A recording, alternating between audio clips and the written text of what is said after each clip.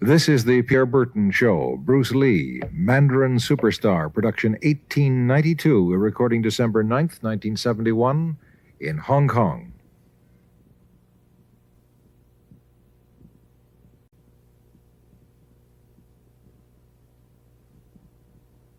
Bruce Lee faces a real dilemma. He's on the verge of stardom in the United States with a projected TV series on the horizon, but he's just achieved superstardom as a film actor here in Hong Kong. So what does he choose, the East or the West? It's a kind of problem most budding movie actors would welcome. It's the Pierre Berton Show, the program that comes to you from the major capitals of the world. This edition comes to you from Hong Kong. And Pierre's guest is the man who taught karate, judo, and Chinese boxing to James Garner, Steve McQueen, Lee Marvin, and James Coburn. The newest Mandarin superstar, known in the West for his appearances in Batman, The Green Hornet, Ironside, and Longstreet. His name is Bruce Lee, and he doesn't even speak Mandarin. And here's Pierre. Well, how can you play in Mandarin movies if you don't even speak Mandarin? How do you do that? Well, first of all, I speak only Cantonese. Yeah. So, there is quite a difference as far as pronunciation and things like that go. So somebody else's voice is used, right? For Definitely. You just make the words. Doesn't that sound strange when you go to the movies, especially in Hong Kong, in your own town, and you see yourself with somebody else's voice? Well, not really, you see, because most of the Mandarin pictures done here are dubbed anyway. They're dubbed anyway? Anyway. Disregard. They shoot without sound. So it doesn't, make any difference. Your lips never quite make the right words, do they? Well, that's where the difficulty lies, you see. In order to, because the Cantonese have a different way of saying things, different from the Mandarin. Yeah. So I have to find something similar to that and keep a kind of a feeling going behind that. Something that matching the Mandarin deal. Like the Does old it silent sound complicated? Days. Like the old silent days. But I gather in the movies made here, the dialogue is pretty stilted anyway. Yeah, I agree with you. See, to me, a motion picture is motion. Yeah. You got to keep the dialogue down to the minimum. Did you look at many Mandarin movies before you started playing in the first one? Yes. What did you think of them when you saw them? Quality-wise, I have to admit that it's not quite up to the standard. However, it is growing, and it is getting higher and higher and going toward that standard, that what I would term quality. They say the secret of your success in that movie, The Big Boss, which was such a success, you're rocketed you to stardom in Asia, was that you did your own fighting. As an expert in the various martial arts in China, what did you think of the fighting that you saw in the movies that you studied before you became a star? Well, definitely in the beginning, I had no intention or whatsoever that what I was practicing and what I'm still practicing now would lead to this to begin with. But martial art has a very, very deep meaning as far as my life is concerned, because as an actor, as a martial artist, as a human being, all these I have learned from martial art. Maybe for our audience who doesn't know what it means, you might explain exactly what you mean by martial art. Right. Martial art include all the combative arts like karate or karate, judo, Chinese kung fu or Chinese boxing, whatever you call it. All those. You see, like Aikido, Korean, I can go on and on and on. But it's a combative form of fighting. It's not, some of them became sport, but some of them are still not. They use, for instance, kicking to the groin, jabbing fingers at the eyes, and things like that. No wonder you're successful in the Chinese movies. Are full of this kind of action anyway. They needed a guy like you could... Violence, man. So you didn't have to use a double when you moved into the motion picture world here. You did it all yourself. Right. Can you break 5 or 6 pieces of wood with your hand or your foot? I'll probably break my hand and foot. But tell me a little bit... you set up a school in Hollywood, didn't you, for people like James Garner and Steve McQueen and the others? Yes. Why would they want to learn Chinese martial art? Because of a movie role? Not really. Most of them, you see, to me, At least the way that when I teach it, all type of knowledge ultimately means self-knowledge. Mm-hmm. So therefore, they are coming in to, and ask me to teach them not so much of how to defend themselves or how to do somebody in. Rather, they want to learn to express themselves through some movement, be it anger, be it determination, or whatsoever. So in other words, what I'm saying, therefore, is that he is paying me to show him in combative form the art of expressing the human body. Which is acting, in a sense, isn't it? Well, or it would be a useful tool for an actor to have. It's, it might sound too philosophical, but it's acting or acting unacting. You've lost me. I have, right? So what I'm saying, actually, you see, it's a combination of both. Here it is the natural instinct, and here is control. You are to combine the two in harmony. Not, if you have one to the extreme, you will be very unscientific. If you have another to the extreme, you become all of a sudden a mechanical man, no longer a human being. So it is a successful combination of both. So therefore, it is not only, therefore it's not pure naturalness or unnaturalness. The ideal is unnatural naturalness or natural unnaturalness. Yin yang, eh? You're right, man. That's it. One of your students, James Coburn, played in a movie called Iron Man Flint, in which he used karate. Is that what he learned from you? He learned it after. Oh, after he played in Iron Man. Right. You see, actually, I do not teach, karate because I do not believe in styles anymore. I do not believe that there is such thing as like Chinese way of fighting or the Japanese way of fighting or whatever way of fighting, because unless human beings have 3 arms and 4 legs, we will have a different form of fighting. But basically, we have only 2 hands and 2 feet. So styles tends to not only separate man, because they have their own doctrines, and then the doctrine became the gospel truth, that you cannot change, But if you do not have styles, if you just say, well, here I am, as a human being, how can I express myself totally and completely? Now, that way, you won't create a style, because style is a crystallization, that way, it's a process of continuing growth. You talk about Chinese boxing. How does it differ from, say, our kind of boxing? Well, first we use the feet. That's and then we use the elbow. And you use the thumb too? You name it, man. We use it all. You have to, you see, because, that is the expression of the human body. Everything, not just the hand. And when you're talking about combat, well, if it is a sport, now you're talking about something else. You have regulations, you have rules. But when you're talking about fighting as it is, with no rules. Not real fighting. Well, then, baby, you better train every part of your body. And when you do punch, now I'm leaning forward a little bit, hoping not to hurt any camera angle. You got to put the whole hip into it and snap it and get all your energy in there and make this into a weapon. I didn't want to tangle you in any dark that right now. You came at me pretty fast there. What is the difference between Chinese boxing and what we see these young men doing at 8 o'clock every morning on the rooftops in the parks called shadow boxing, which they're always... Well, actually, you see, that is part of Chinese boxing. Yes. There are so many schools. Everybody here seems to be, going like this all the time.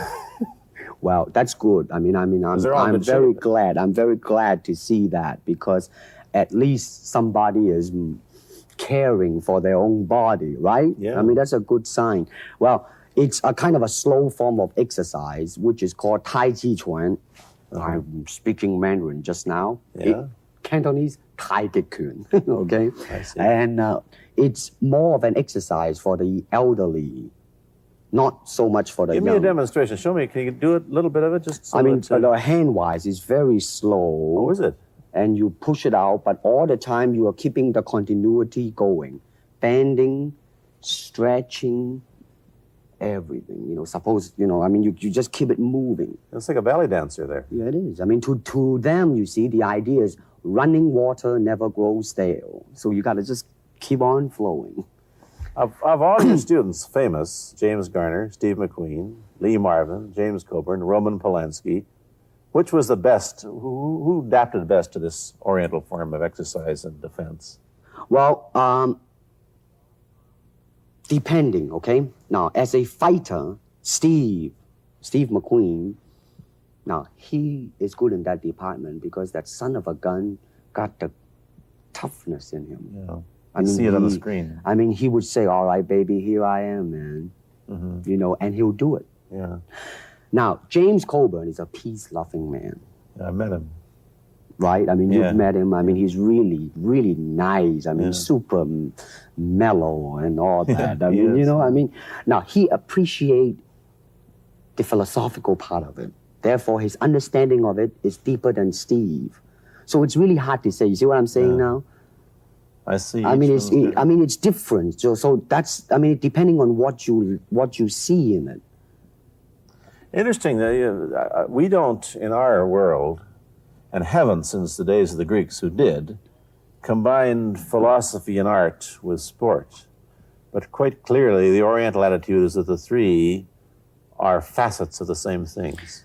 Man, listen, you see, really, to me,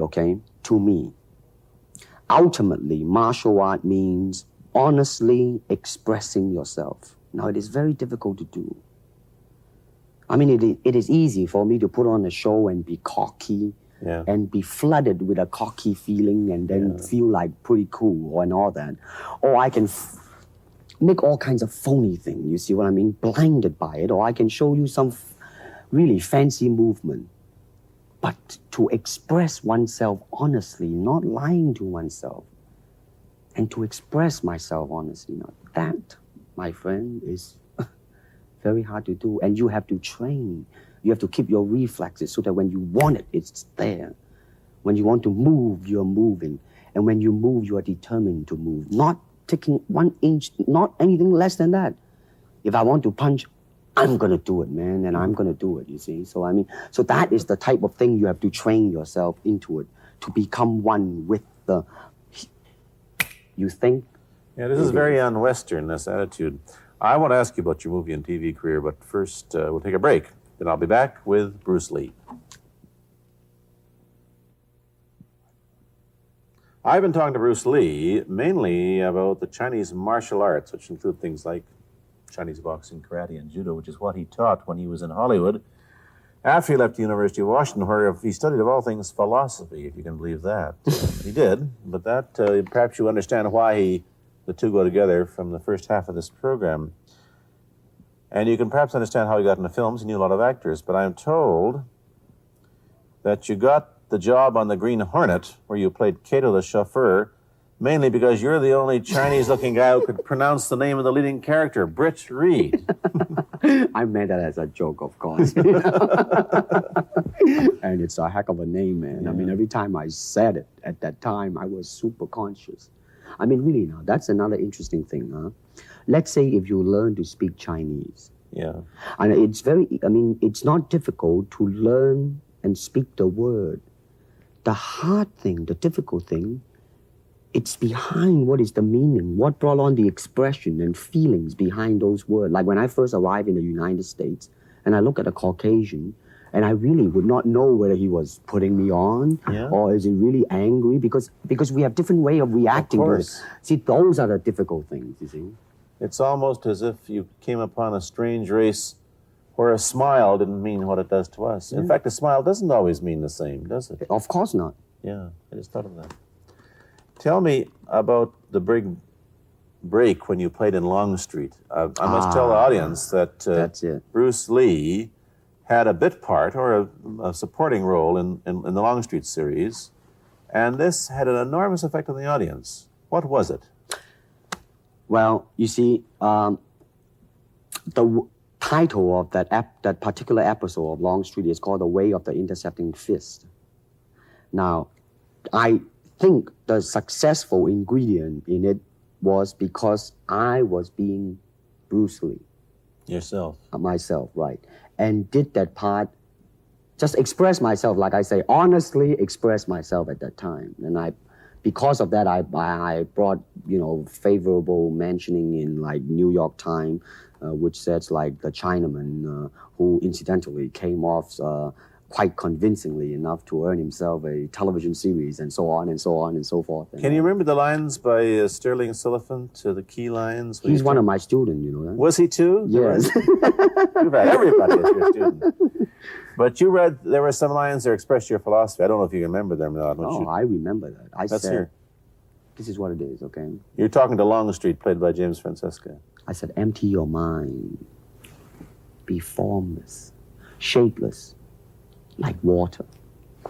Now you put water into a cup, it becomes the cup. You put water into a bottle, it becomes the bottle. You put it in a teapot, it becomes the teapot. Now water can flow or it can crash. Be water, my friend. Like that, you see? Oh, I see. I get the idea. I get the power behind it. So now, two things have happened. First, there's a pretty good chance that you'll get a TV series in the States called The Warriors, in which you use what? The martial arts in a Western setting? That was the original idea. Now, Paramount, I did Longstreet for Paramount, and Paramount wants me to be in a television series. On the other hand, Warner Brother wants me to be in another one, but both of them, I think, they want me to be in a modernized type of a thing. And they think that Western idea is out. But you want to do the Western, eh? I want, because you see, I mean, how else can you justify all these punching and kicking and violence except in that period of the West? I mean, in nowadays, I mean, you don't go around on the street kicking people or punching people.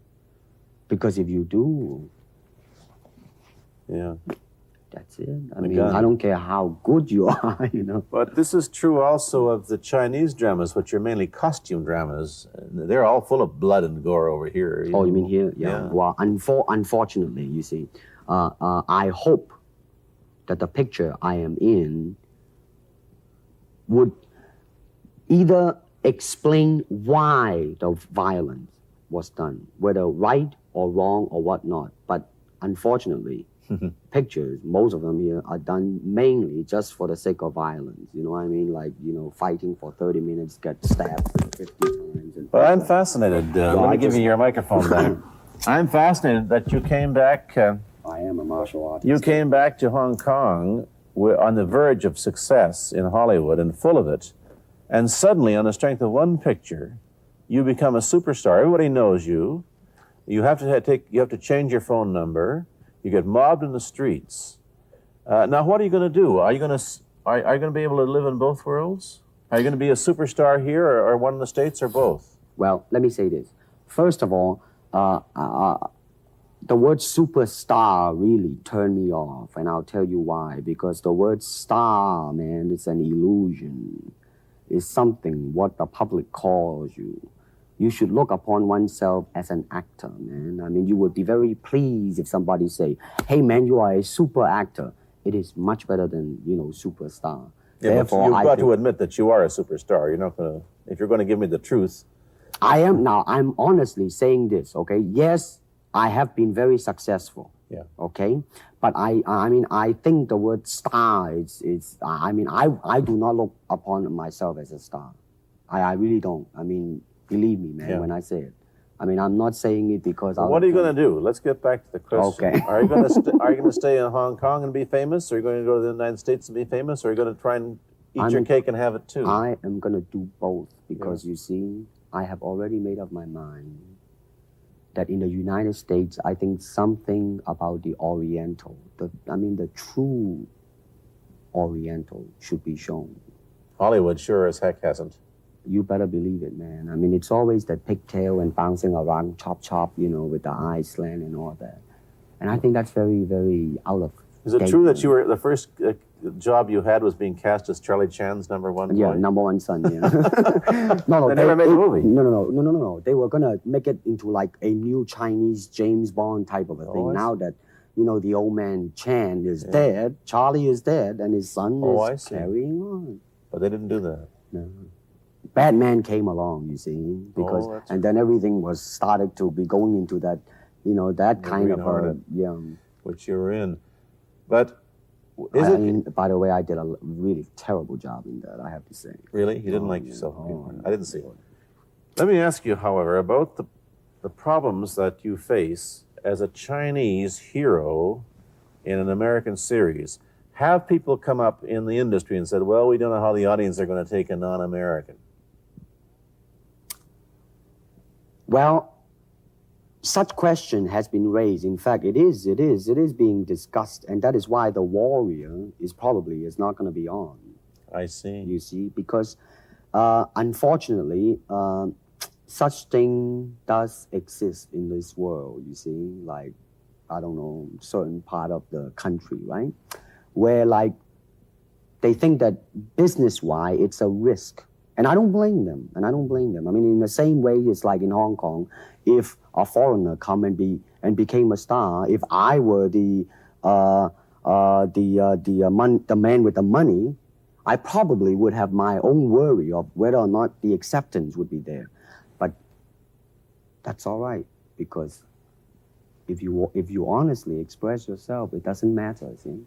Because are you, how about the other side of the coin? Is it possible that you're fairly hip and fairly Americanized. Are you too Western for Oriental audiences, do you think? Oh, man, like, how? I have been criticized for that. You have, eh? Oh, yes, definitely. So. Well, let me say this. When I do the Chinese film, I'll try my best not to be as American as I, have been adjusted to for the last 12 years in the States. But when I go back to the States, it seems to be the other way around. You're too exotic, eh? Yeah, man. I mean, they're trying to get me to do too many things that are really for the sake of being exotic. You understand what I'm trying to say? Oh, sure. So it's really, I mean, it's when you live in both worlds, it brings us problems as well as advantages, and you've got both. Time to go to a commercial. I'll be back in a moment with Bruce Lee. Let me ask you whether the change in attitude on the part of the Nixon administration towards China has helped your chances of starring in an American TV series. Well, first of all, this happened before that. Yeah. But I do think that things of Chinese will be quite interesting for the next few years. I mean, not that I'm politically, inclining toward anything. I understand that. I'm just wondering. But I mean, once the opening of China, that it will bring more understanding. Yeah. More things that are, like different, and maybe in the contrast of comparison, some new thing might grow. So therefore, it's a very rich period to be in. I mean, like if I were born, let's say, 40 years ago. Yeah. If I have a thought in my mind, I said, boy, I'm going to star in a movie or star in a television series in America. Well, that might be a vague dream, but I think right now, maybe. You still think of yourself Chinese, or do you ever think of yourself as North American? You know what I want to think of myself? As a human being. Because, I don't want to sound like, as Confucius say, but under the sky, under the heaven, man, there is but one family. It just so happened, man, that people are different. Okay, we got to go. Thank you, Bruce Lee, for coming here. Thank you for watching. Thank you. You've been watching Bruce Lee on The Pierre Burton Show, a half-hour program of conversation, opinion, and debate. This is Bernard Cowan speaking.